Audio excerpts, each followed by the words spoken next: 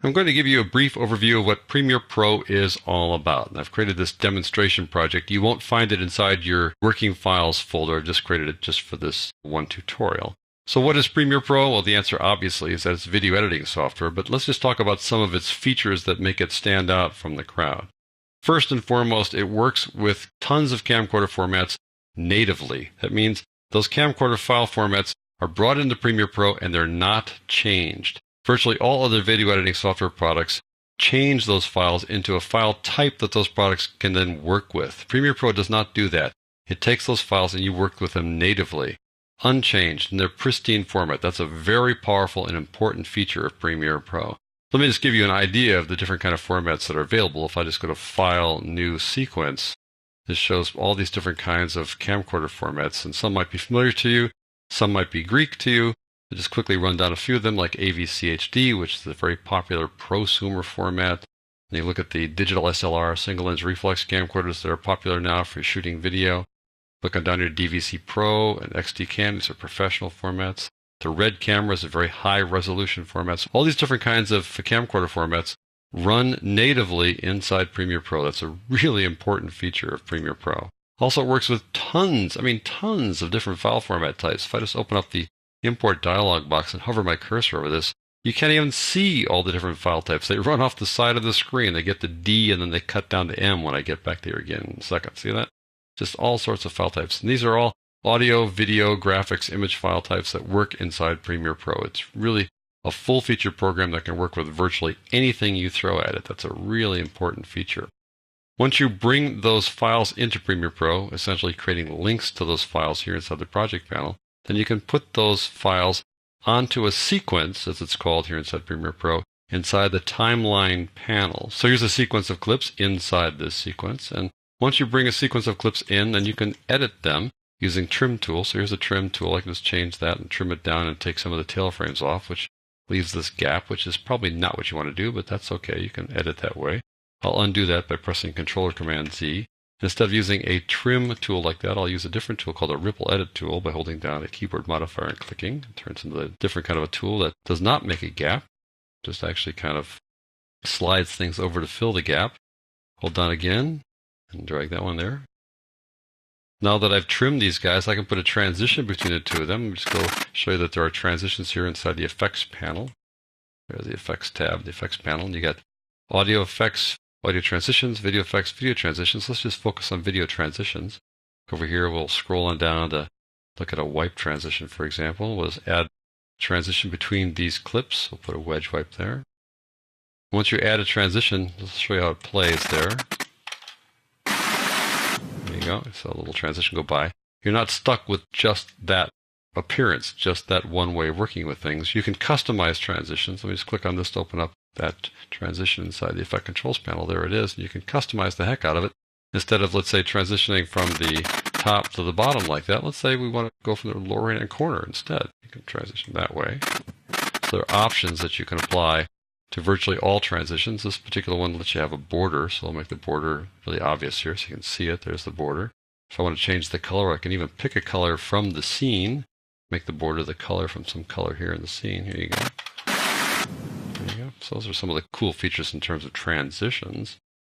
Let's move on to effects. You apply effects directly to a clip rather than between clips. You scroll up here and close down the transitions, go to Video Effects, and we'll just say add a blur. We can add a blur to a clip. So I'll go down here to a Gaussian blur, which is kind of a standard blur effect. I add it, doesn't blur. What's going on? That's because it's in neutral. It's kind of waiting for us to tell it how blurry we want to make things. We can make it, let's say, that blurry. And there you go. We've now blurred it. But the thing that's great about the effects inside Premiere Pro is that they're animatable. They're keyframeable. You can make them change over time. That's a hugely powerful feature inside Premiere Pro. So I'm going to go to the beginning of this clip. I'm going to say, okay, let's start blurry. So I'll put on a keyframe for blurriness. We'll go in a couple of seconds, right about there. We'll make it unblurry. We'll sharpen it right up so you can see how that can change over time. Here we go. Gets blurry and then sharpens up. On top of applying an effect like blur, you can also do some color correction. There are tons of different effects, but I'll just show you a color correction here just as an example. We'll pick the sort of color correction go-to tool for doing things quickly called the fast color corrector. I'll just add that. And you can see that it has this great color wheel. So for example, if we want to, warm this up a little bit, make it kind of later in the day, right? Make it a little bit like that, like it might even be sort of a sunset. We can add to the sunset feel, let's say, by increasing this sort of level of contrast here and darkening things up just a little bit like that. There you go. So you can do all those kinds of things with effects that are applied directly to clips.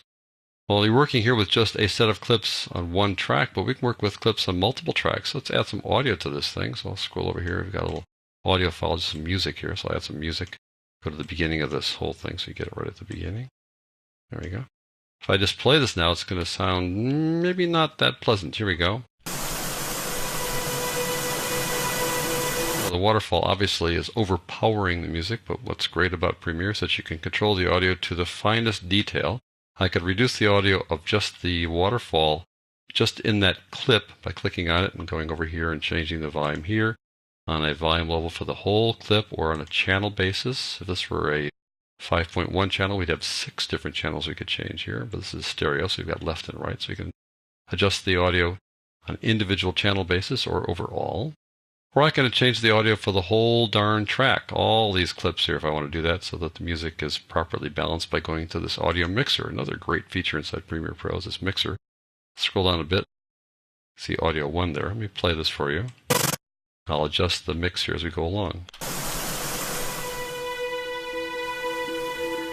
As I adjust that, I can make that keyframeable as well. I can animate the audio changes so that we can, let's say, have the waterfall be loud for a moment and then bring it down while we bring up the music, things like that. So you can animate, you can change the audio levels as well as video effects over time. Well, not only can you add, let's say, multiple tracks of audio, you can add multiple tracks of video as well. You just track down another clip here by just opening up this little import dialog box, and we'll go get this time-lapse video clip here, and I'm going to add it to the project. So I want to put it, let's say, over here at the end. If I look at the end, there's the Matterhorn there. I'm going to take this other shot of the Matterhorn, put it on top of it. When I do that, it covers it up. So we don't want to cover it up. We want those two guys to be visible together. One way to do that is to do what's called a picture-in-a-picture effect. So I just grab this guy, click on it, and I can change its size quite easily. Put it over like that, and have those two guys play together. There you go. And if I want to add, let's say, a graphic here, I can add a title. Premiere Pro has this very powerful titler tool. I'll open it up by opening up an existing title here by double-clicking it. There's this title. I created inside the title using a template. You can see that you can have gradients there, strokes or borders around it, different fonts. You can have drop shadows, all different kinds of effects, as well as making shapes here using shape tools. All sorts of things you can do inside the titler. It's a very powerful tool. If this were a standalone tool, it'd probably be worth several $100s, but it just comes with Premiere Pro as part of the whole Premiere Pro package. You can see it like that as over transparency, or you can actually see it over a clip so you can get a sense of how it looks. I'll bring that guy into the project by just taking that titler and dragging it on top of this thing we made here. I'll extend its length so it's the full length of those two clips. It'll just pop on the screen like that. And you may not want to pop it on the screen. You can, again, use the transitions to make that go a little more smoothly.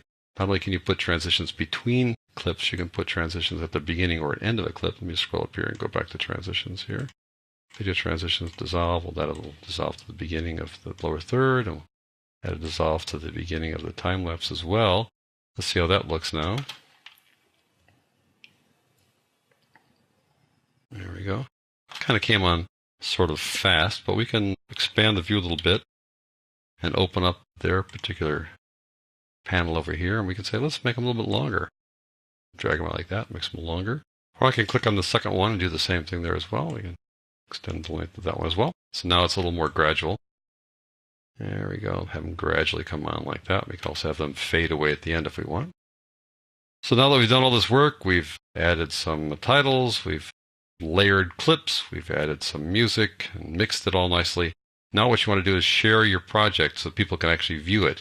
People can't view your project unless you export it to a certain file type. Right now, this is just a Premiere Pro project that is visible or viewable only inside Premiere Pro.